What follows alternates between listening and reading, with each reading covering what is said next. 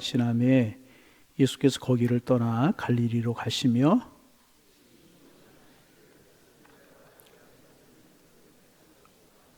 갈릴리에 이르심에 갈릴리인들이 그를 영접하니 이는 자기들도 명절에 갔다가 예수께서 명절 중 예루살렘에서 하신 모든 일을 보았음이더라.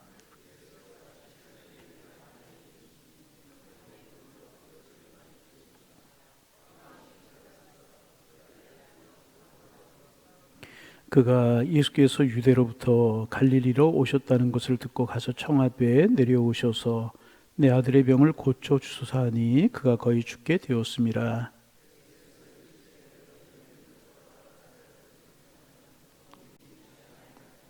신하가 이르되 주여 내 아이가 죽기 전에 내려오소서.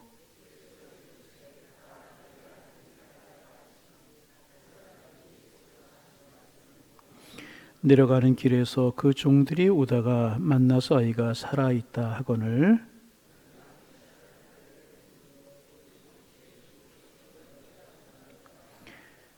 53절 54절 큰 소리로 함께 봉독하십니다. 그의 아버지가 예수께서 내 아들이 살아있다 말씀하신 그때인 줄 알고 자기와 그 온 집안이 다 믿으니라.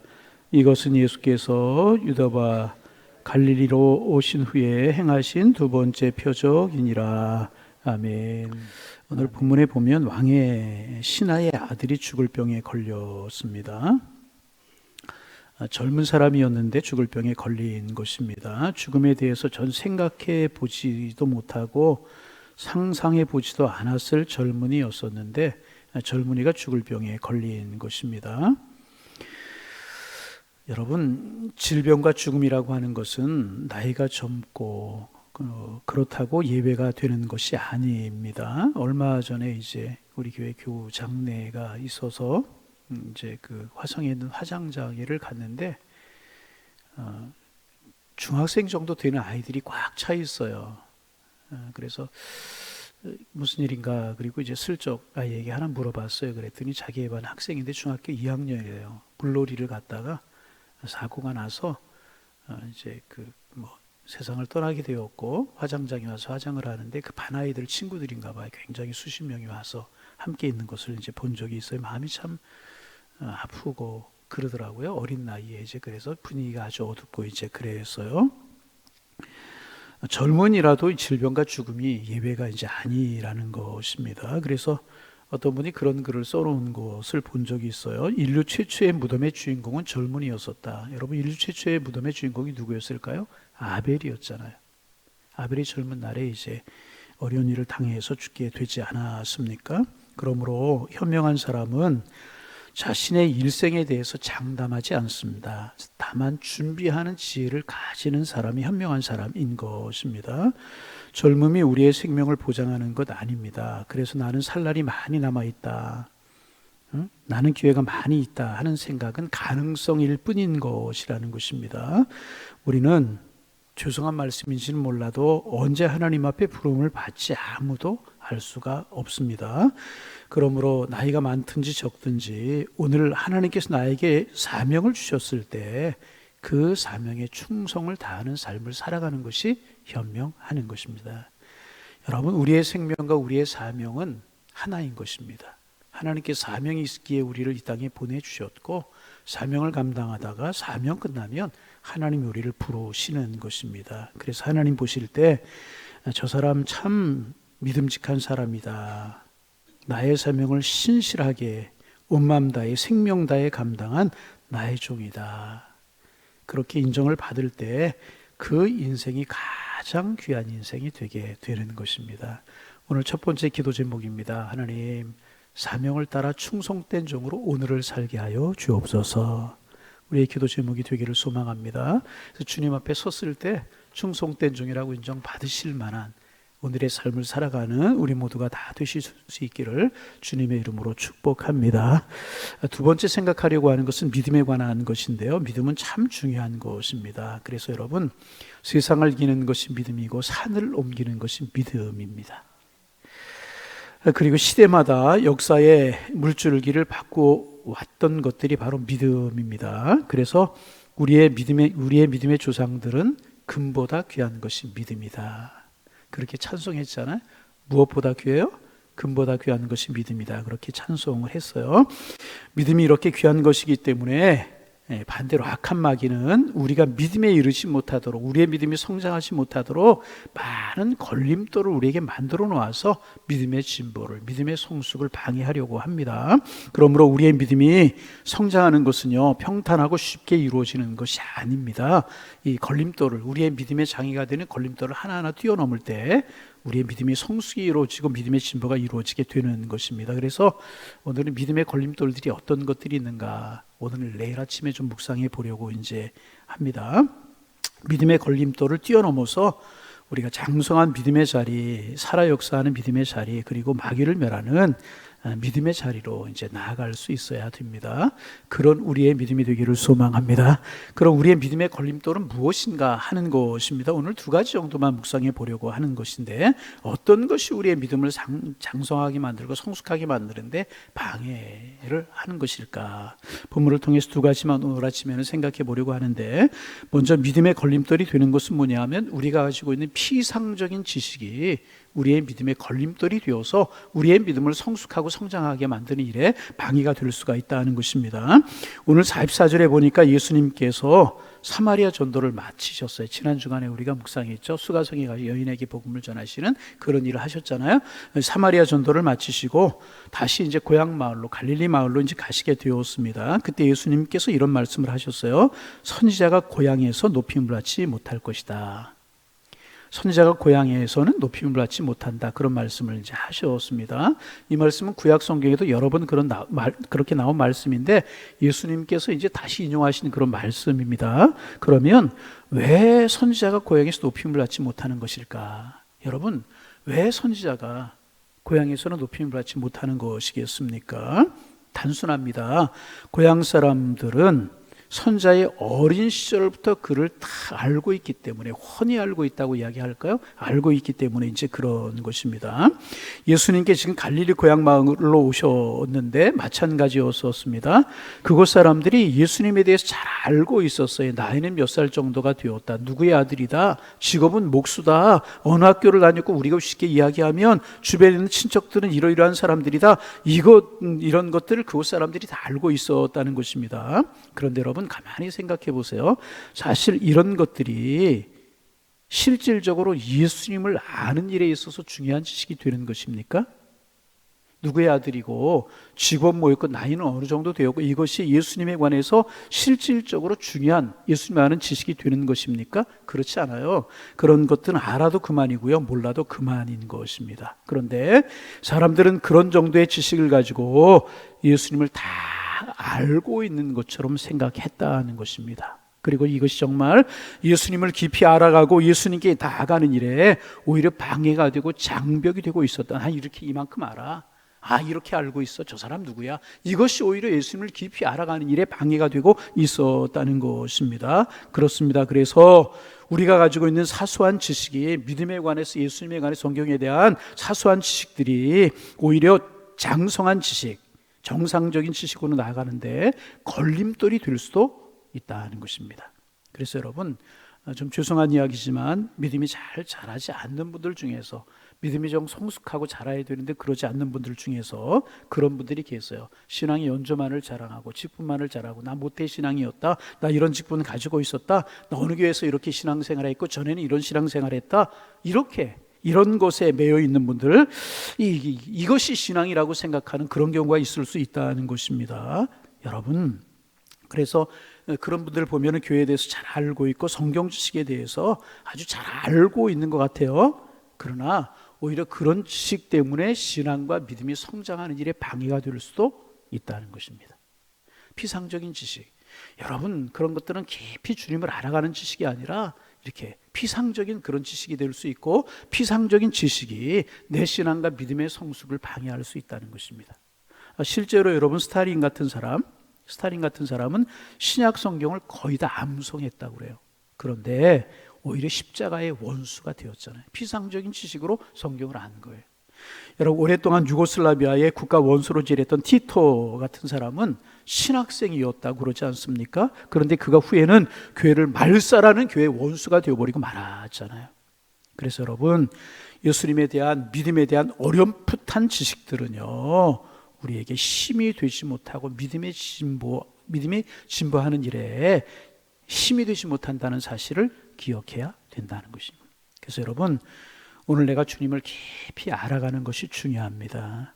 오늘 나에게 십자가의 사랑이 느껴지고 하나님의 은혜가 경험되고 나에게 뜨거운 영적인 감격이 있어야 될 것이라는 것입니다. 여러분, 이런 은혜가 오늘 우리에게 있기를 소망합니다. 매일 새벽에 나가서 기도할 때마다 하나님, 오늘 나에게 새로운 은혜를 주옵소서. 하늘 문을 여시고 나에게 은혜를 베풀어 주옵소서. 오늘 내 믿음이 살아있는 믿음이 되게 하시고 피상적인 지식이 되지 않게 하시고 주님을 깊이 만나는 그런 뜨거운 신앙이 나에게 있게 하여 주옵소서. 이 기도가 우리의 기도가 되어야 되는 것이라는, 과거의 경험이 우리의 신앙에 도움이 되는 것은 사실입니다. 소중한 것이 사실이지만 그것보다는 내가 오늘 새롭게 주님을 경험하고 새롭게 주님을 만나고, 어떤 목사님 이야기 들었어요. 저는 그렇게 못하는데 목사님은 1년에 한 번씩 성경을 바꾼대요. 어떨 땐 1년에 2번을 바꿀 때도 있대요, 성경을. 그래서 왜 그러냐고 그랬더니 성경을 보다가 은혜가 되는 것을 보면 줄을 칠 수 있잖아요. 빨간 줄도 치고 파란 줄도. 그렇죠? 여러분 그러실 수 있죠? 그렇게 하는 분들이 있고, 그분 빨간 줄을 쳤대요. 그러면 성경을 보신대요. 그리고 1년에 한 번 보고 2번 보고 그러잖아요. 그러면 이제 그 다음 성경을 바꾸는 이유가 뭐냐 하면, 이제 성경을 보다 빨간 줄을 친 곳에 눈이 더 많이 간다는 거예요. 그럼 전에 받았던 은혜만 눈에 들어오고 새롭게 받는 은혜가 적어질 수가 있다는 거예요. 그래서 깨끗한 상태에 새롭게 은혜 받기 위해서 성경을 수시로 바꿔가며 성경을 많이 보신다. 그 생각을 하면 일리가 있다, 그런 생각을 해보았어요.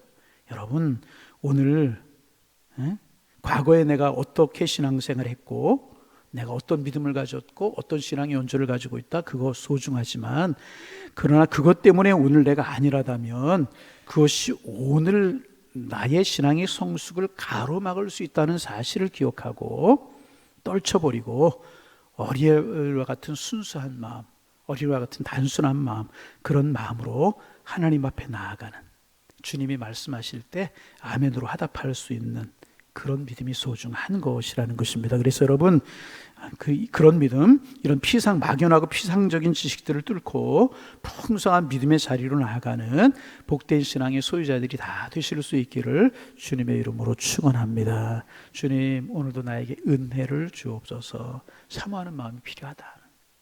두 번째, 우리의 믿음이 성장하는 것을 가로막는 걸림돌이 되는 것 중에 또 하나는 뭐냐면, 내 방법을 고집하는 믿음이란.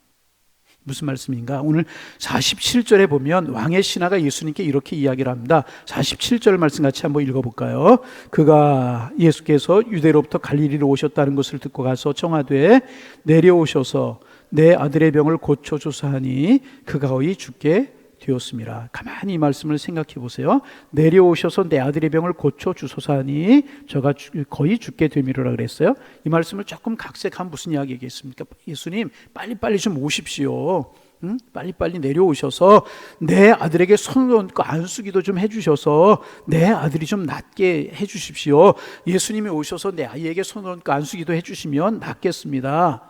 그런 이야기입니다. 다시 말하면 이 사람은 예수님께 자기의 방식대로 예수님께서 고쳐주시기를 말하고 있는 것입니다. 내려와달라는 거예요. 빨리 와달라는 거예요. 고쳐달라는 거예요. 그런데 예수님은요, 가지 아니하셨어요.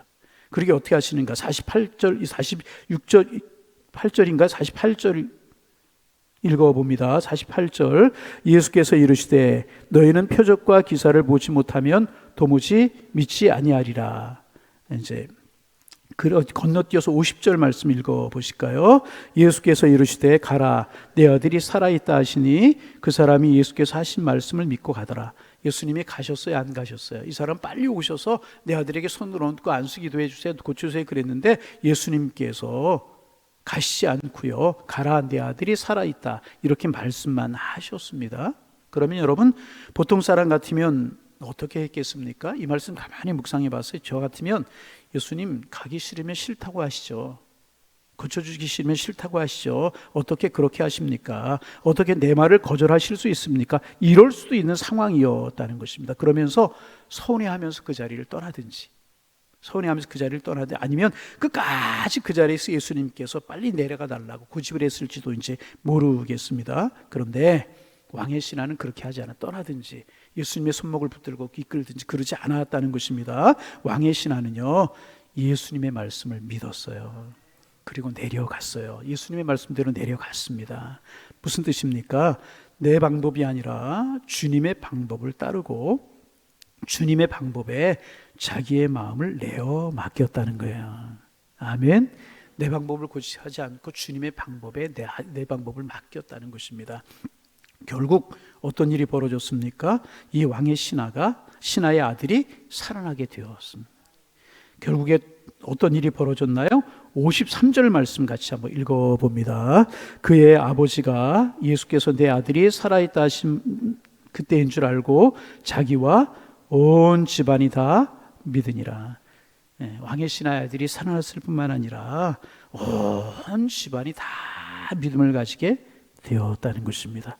어려움과 고난이 오히려 하나님 앞에 큰 축복을 받는 계기가 되게 되었다는 것입니다. 그래서 여러분, 우리의 믿음이 하나님 앞에 성장하지 못하는 이유 중에 하나는 항상 내 방법대로 되기를 원하기 때문에, 그래서 꼭 그렇게 해야 되고 꼭 그 방식대로 해야 된다고 생각하고 고집할 때가 있다는 것입니다. 아닙니다. 그렇지 않습니다. 여러분, 하나님께서 원하시는 대로 하는 것이, 하나님께서 원하시는 대로 될 줄로 믿는 것이 믿음인 줄로 믿습니다. 그래서 내 방법을 하나님의 방법 앞에 내려놓을 수 있어야 될 것이라. 나는 A라고 하는 방법이 아니면 아니라고 생각해요. B라고 하는 방법이 더 좋은데도 불구하고 그건 하나님의 응답이 아니고 그건 좋은 방법이 아니라고 생각할 때가 많이 있어요. 여러분, 사도 바울 이야기를 좀 해볼까요? 사도행전에 보면 바울의 소원이 로마로 가는 것이었잖아요. 땅끝이라고 그 당시 사람들 많이 생각했어요. 또 사울의 선교 방법 중에 하나가 대도시 중심의 선교였기 때문에 큰 도시 로마로 가서 복음을 전하기를 원했는데, 그래서 기도하지 않았습니까? 그런데 하나님께서 그를 로마로 보내주시지 않는 거예요. 반대로 사도 바울을 어디로 보내시냐 하면 예루살렘으로 이제 가게 보내시는 것입니다. 서쪽으로 로마로 가야 되는데 하나님 동쪽으로 바울을 보내셨다는 것입니다. 그리고 예루살렘에서 잡혀서 가이사랴로 압송돼 가지고 감옥에서 2년 동안 지내게 하셔요. 여러분, 죄수가 되어서 2년 동안 감옥에 있게 하십니다. 여러분, 이런 답답한 일이 어디에 있습니까? 로마로 가야 돼요. 그런데 가지 못하고 막혀 있다는 것입니다. 내가 가고 싶은 건 서쪽 로마인데 동쪽 로마로 이제 하나님이 끌고 가셨단 말이죠. 여러분, 왜 하나님 이렇게 하십니까? 그렇게 기도할 수 있었잖아요. 그런데 시간이 지나고 나니까 어떤 일이 벌어지나요? 바울이 죄수의 몸으로 로마로 가게 되잖아요. 백부장과 군사들이 호의를 받으면서 배를 타고 로마로 가게 되지 않습니까? 그리고 로마로 가서 그리스도의 피 묻은 십자가의 복음을 전하게 되지 않습니까? 무슨 뜻입니까? 하나님께서는 사도 바울이 기도했던 방법대로 사도 바울을 인도한 것이 아니라 하나님께 더 빠른 방법으로, 더 하나님이 원하시는 방법으로 사도 바울을 인도해 주셨다는 것입니다. 여러분, 하나님의 방법이 옳은 것입니다. 하나님이 하시는 일이 귀한 것입니다. 우리는 깨닫지 못하기에 하나님의 생각이 우리보다 생각보다 크고 놀라운데 알지 못하기 때문에 우리의 방법만을 고집할 때가 있다는 거예요. 여러분, 오늘을 살아가면서도 그런 일을 당할 때가 있어요.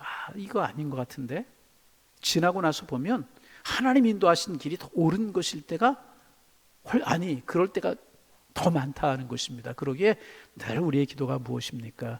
하나님의 때를 알아가고 하나님의 방법을 알아가는 지혜를 허락하여 주옵소서. 이것이 우리의 기도가 되어야 될 것이다. 그리고 믿음의 훈련 중에 하나가 무엇인가? 자꾸 내 방법을 내려놓는 것, 하나님의 뜻을 알아가는 것. 그러면 우리의 믿음이 자라고 신앙이 성숙하여서 주님 앞에 기쁨이 되는 신앙이 될 줄로 믿습니다. 3가지 묵상했어요. 첫째, 우리는 사명을 위해 살아가는 사람이다. 오늘도 그 사명 바라보며 살아가는 우리가 되기를 소망하고, 두 번째, 피상적인 지식을, 막연한 지식을 버리고 주님을 구체적으로 알아가는, 주님의 뜻을 분별하는 지혜, 내 방법이 아니라 주님의 뜻을 따라가는 은혜. 그럴 때 우리의 믿음이 자라고 성숙하여서 주님 앞에 기쁨이 되고 우리에게는 축복이 될 줄로 믿습니다. 아무쪼록 이런 믿음의 삶을 살아 정금보다 귀한 믿음의 주인공들이 되셔서 주님 축복 속에 거하는 하나님의 사람들 다 되실 수 있기를 주님의 이름으로 축원합니다. 축원합니다. 하나님, 새날을 오늘도 주셔서 감사합니다. 오늘도 기도합니다. 하루하루를 맞이할 때마다 우리의 마음속에 설렘과 감격과 기대가 있게 주께서 인도하여 주옵소서. 하나님의 오늘을 또 우리를 어느 곳으로 인도하시려나, 어떤 은혜를 주시려나, 어떤 축복으로 우리와 함께 하시려나, 이런 마음의 기대가 있게 하셔서 설렘과 감격으로 하늘을 바라보며 살아갈 수 있는 한날 한날이 될 수 있도록 주님 인도하여 주옵소서. 하나님, 오늘을 살아가면서 주님이 나에게 맡겨주신 사명이 무엇인가, 거기에 관심을 두고 그 사명을 이루기 위해 살아가는 우리의 삶이 되게 하셔서 우리의 삶이 하나님 앞에 기쁨이 될 수 있도록 하나님 축복하여 주옵소서. 믿음의 분량만큼 주님을 기쁘시게 할 수 있고, 믿음의 분량만큼 하나님의 축복 가운데 거할 수 있게 마련인데, 우리의 믿음이 퇴보하는 믿음이 되지 않고 우리의 믿음이 흔들리는 믿음이 되지 않게 하시며, 하나님, 우리의 믿음이 날마다 진보하고 성장하고 성숙해 가게 하셔서 하나님 앞에 기쁨이 되고 축복이 되는 그런 믿음이 될 수 있도록 축복하여 주옵소서. 그러기 위해서 날마다 우리의 삶에 우리의 믿음의 걸림돌이 되는 것들을 제버릴 수 있는 저희가 되기를 소망합니다. 주님에 관한 피상적인 지식, 내고집들을 다 떨쳐버리고 그저 주님을 깊이 알아가고 과거에 받은 은혜가 아니라, 거기에 끝나는 것이 아니라 오늘 새롭게 주신 은혜를 사모하고 하나님의 뜻에 내 뜻을 굴복시키며 하나님을 따라가고 주님 이끌어 가시는 길을 걸어갈 수 있는 저희들 될 수 있도록 인도하여 주셔서 우리의 믿음이 날마다 자라가게 하시고 성숙해 가게 하셔서 하나님 앞에 기쁨이 되고 축복을 누리며 살아가는 하나님의 사람들 다 될 수 있도록 인도하여 주옵소서. 내 믿음에 도움이 된다면 연조들, 직분들, 이런 것들 다 떨쳐버리고 순수한 마음으로 주님 앞에 나아갈 수 있는, 그래서 주님 말씀하옵소서, 중의 종이 듣겠나이다, 이런 믿음으로 살아갈 수 있는 저희가 될 수 있도록 하나님 축복하여 주옵소서. 하나님, 우리 교회를 위해서 기도합니다. 하나님, 많은 교회들이 있었지만 많은 교회들 중에서 하나님, 정말 소아시아 7교회 중에서 여러 가지 불의의 교회들이 있었지만 우리 교회는 주님 앞에 칭찬이 있는 교회가 되기를 원합니다. 그래서 주님 오시는 날까지 쓰임받는 교회가 되기를 소망합니다. 그러기에 비본질적인 것에 얽매이는 교회가 되지 않고 주님이 원하시는 것이 무엇인가에 마음을 두고 복음을 전하며 예수 십자가의 사랑을 전하며 주님의 뜻 가운데 행할 수 있는 저희 교회가 될 수 있도록 축복하여 주셔서 주님 앞에 영원히 기쁨이 되는 교회로 마지막 때까지 쓰임받는 그런 교회로 설 수 있도록 축복하여 주옵소서. 성령 충만한 교회가 되게 하셔서 우리 교회에서 신앙생활하는 분들마다 성령으로 충만하게 하시고 성령의 열매를 맺어 하나님 앞에 기쁨이 될 수 있도록 주께서 인도하여 주옵소서. 하나님, 기도하는 발걸음들이 점점 많아지는 교회가 되게 주께서 인도하여 주옵시고 그리스도의 사랑을 가지고 사랑하며 축복하는 그런 믿음의 길을 걸어갈 수 있는 우리 교회 성도님 되게 도와주시어서 행복하고 은혜가 더하며 주님 축복하시는 그런 교회로 설 수 있도록 주께서 인도하여 주옵소서. 이 새벽 기도의 제목 가지고 주님 앞에 나왔습니다. 기도하는 새벽이 되게 하시고 깊이 주님을 만나는 은혜의 시간 되게 하여 주옵소서. 하늘의 문을 여시고 우리에게 은혜를 허락하여 주옵소서. 예수님의 이름으로 기도하옵나이다. 아멘.